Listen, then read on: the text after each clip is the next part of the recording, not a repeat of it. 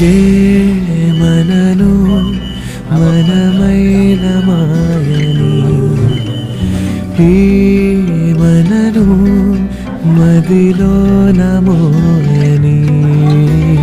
మనసు పడిన మొదటి మగువ తొలిగా తనని తెలియు క్షణమా పెదవి చివర వెనుక పడిన నిజము పలుక పదము